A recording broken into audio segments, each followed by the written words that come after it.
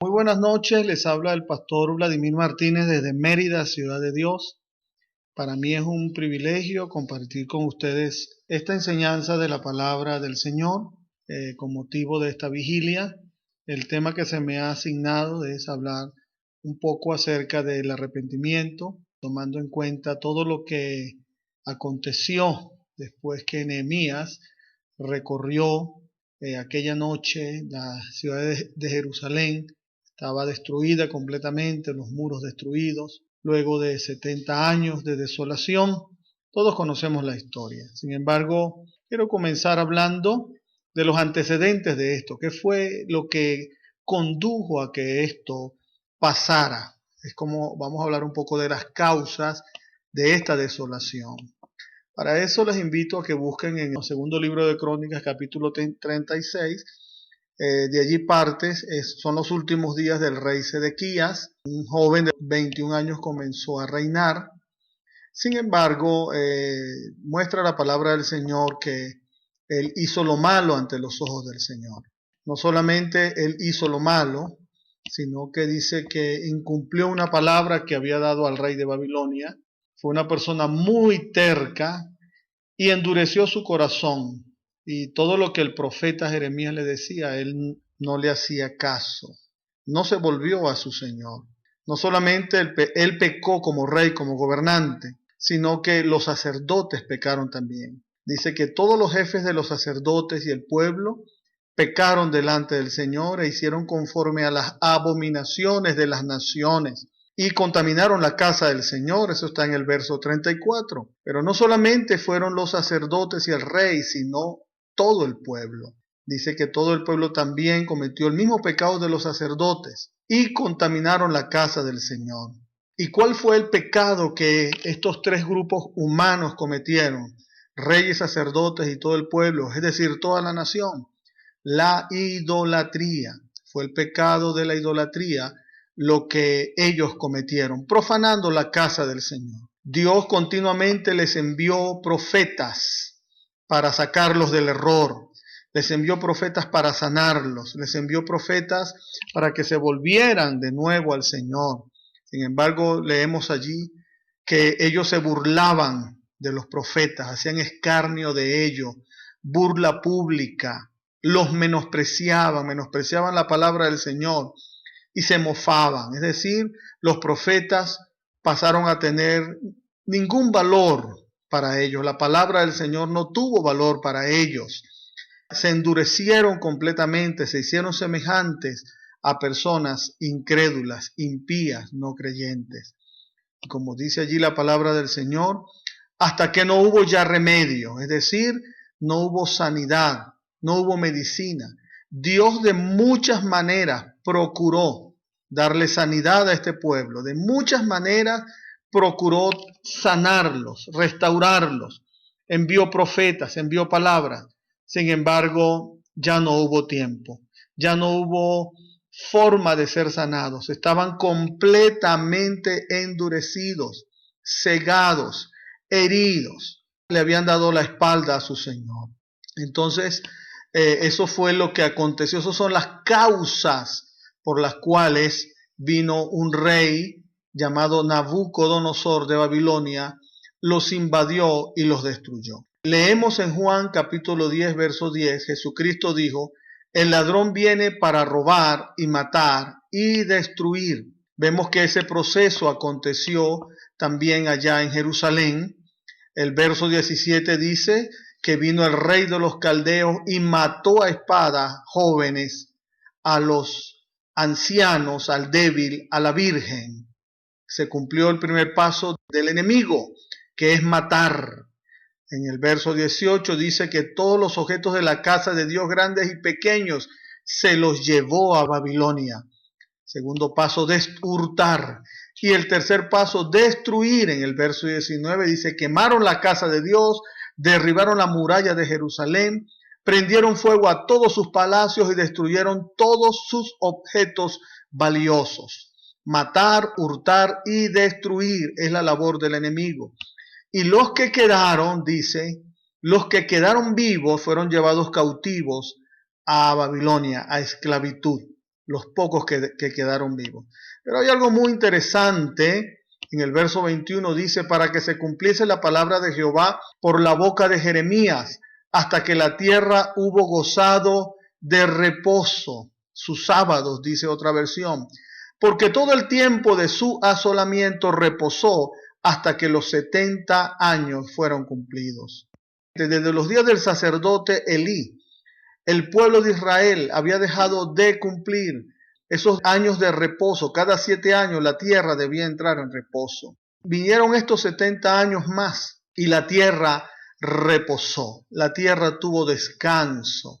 Es bien interesante esto de que la tierra tiene descanso. Algo muy parecido está pasando hoy en todas las naciones de la tierra.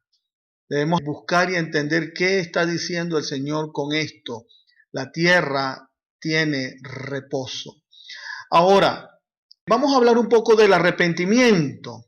Cuando nosotros estudiamos el Nuevo Testamento, vemos que la palabra para arrepentimiento es la palabra metaneo o la palabra metanoia, que significa pensar diferente, cambiar la forma de pensar, sentir compunción por un pecado, pero que nos lleva a cambiar. Segunda de Corintios 7:10 dice, porque la tristeza que es conforme a la voluntad de Dios produce un arrepentimiento, metanoia, que conduce a la salvación, habla de salud, algunas versiones, sin dejar pesar, pero la tristeza del mundo produce muerte.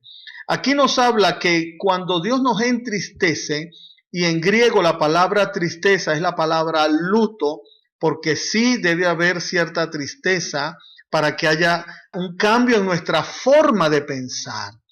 El arrepentimiento no es algo que debe tomarse de una manera deportiva y no es tan solamente entristecernos porque hicimos algo malo, sino aquel borracho que llega borracho cada vez y le pega a su esposa, luego al otro día llora, dice que no lo hace más y lo sigue haciendo, no se arrepintió, solamente se entristeció. Pero cuando permitimos que la tristeza venga de Dios, el quebrantamiento viene de Dios, según la intensidad de Dios, entonces debe haber en nosotros una metanoia. Tenemos que cambiar nuestra forma de pensar. Y específicamente es un cambio de forma de pensar negativo a una forma de pensar saludable. Pablo le dijo a los colosenses, por tanto, considerad vuestro cuerpo terrenal como muertos a la fornicación, la impureza, las pasiones, los malos deseos y la avaricia, que es idolatría. ¡Wow! ¡Qué interesante esto!, ¿no? Entonces, el apóstol Pablo nos viene a enseñar que la avaricia es idolatría. Recordemos que el pueblo fue llevado en cautividad porque el pecado mayor que todos cometieron fue la idolatría. Si leemos en Mateo capítulo 4, todos recordamos la tentación que le hizo Satanás a nuestro Señor. Lo llevó a un monte alto, le mostró los reinos del mundo y la gloria de ellos y le dijo, todo esto te daré si postrado me adorares. Jesús le dijo, al Señor tu Dios adorarás y a Él solo servirás. Entonces Satanás vino a tocar algo en la naturaleza humana que se llama la avaricia y le mostró los reinos de la tierra y le dijo, adórame, porque hay una gran conexión entre lo que es la avaricia y la idolatría, y eso tenemos que saberlo. Ahora, ¿qué tiene que ver todo esto con lo que estamos hablando y con la iglesia del Señor? El pecado de la nación fue haber dejado a Dios y apoyarse en los demonios para obtener bienes materiales y la gloria que estos traen. Lamentablemente, mucho pueblo de Dios, sacerdotes, pastores y gente de autoridad, hemos caído en el pecado de la idolatría en algún momento de nuestra vida. Pablo le dice al joven Timoteo, dice capítulo 6, verso 5, que hay muchas personas que tienen la piedad como una fuente de ganancia. El apóstol Pedro dice que hay personas que tienen un corazón ejercitado en la avaricia y son hijos de maldición. En el capítulo 2, verso 5 de segunda de Pedro dice que hay quienes siguen el camino de Balaán, el hijo de Beor, quien amó el pago de la iniquidad. Y Judas en el verso 11 dice, hay de ellos que por lucro se lanzaron al error de Balaán. Todos conocemos la historia de Balaam.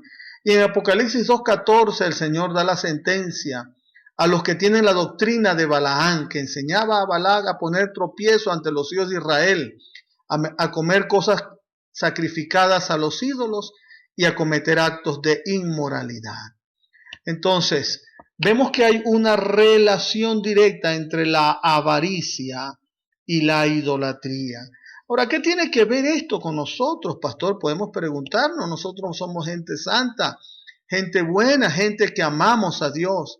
Pero déjenme decirles lo siguiente: por algo el Señor está trayendo un reposo, no solamente a la tierra, sino a las iglesias, sino a los ministerios y también a los pastores. Debemos entender que este reposo que Dios nos está dando es un llamado de atención, porque mucho pueblo de Dios, y como dijo el apóstol Pablo, de los cuales yo soy el primero, buscamos edificar un nombre y no el nombre de Jesucristo.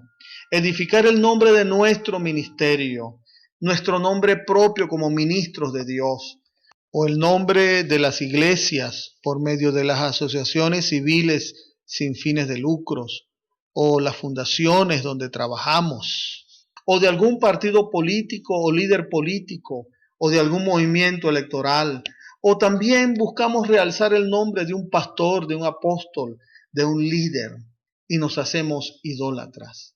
Podemos hacernos la pregunta: ¿para qué hemos edificado grandes estructuras económicas? ¿Para sustentar la avaricia e idolatría de alguien? ¿O auténticamente para expandir el reino de Dios y darle gloria a Dios? Dios ha dicho pausa, reposo a los congresos, a los eventos, a las actividades apostólicas y proféticas, a los grandes movimientos que se hacían en el mundo, donde detrás de ello había grandes movimientos económicos, pero en muchos de ellos no es Cristo glorificado, sino el nombre de una persona, el nombre de un ministerio, el nombre de una organización, y muchas veces detrás del dinero. Por eso es que Dios quiere quebrantar toda avaricia en el pueblo de Dios. Nada va a acontecer en la nación venezolana si en la nación del reino no morimos a la idolatría, a la avaricia, al amor al dinero, que fue una de las 3 tentaciones que Satanás le hizo a nuestro Señor. Hay un tiempo de reposo de la tierra. Reflexionemos. La Biblia dice, queridos hermanos, que todos nuestros cabellos están contados. Así que no pensemos que Dios no tiene el gobierno de lo que está aconteciendo. Si Dios tiene contados todos los cabellos de mi cabeza y de tu cabeza, todo esto que está aconteciendo en el mundo, este reposo global y este reposo para la iglesia, es un llamado de atención donde Dios tiene gobierno, donde Dios tiene el control. Si conoce todos nuestros cabellos, ¿cómo no va a estar al tanto de esto que está aconteciendo en la tierra?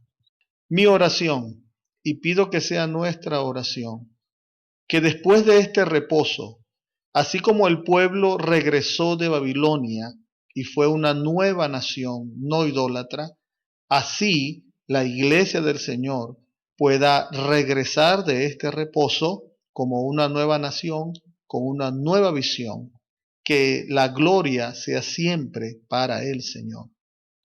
Y nuestra oración y mi oración es que surja un nuevo liderazgo, una nueva iglesia y un nuevo pueblo de Dios, con una nueva forma de pensar, donde no haya un corazón avaro, sino generoso, ni un corazón que busque la gloria de los hombres, sino la gloria de Dios. Un corazón que no menosprecie la palabra y honremos a los mensajeros de Dios. Cambiemos urgentemente nuestra forma de pensar. Evaluemos, dejemos la idolatría y la avaricia y adoremos al único Dios verdadero y a Jesucristo a quien Él envió. La promesa es que la gloria postrera de esta casa será mayor que la primera. Busquemos que esta gloria descienda sobre la casa y no busquemos nuestra propia gloria. Mil bendiciones, amado pueblo de Dios.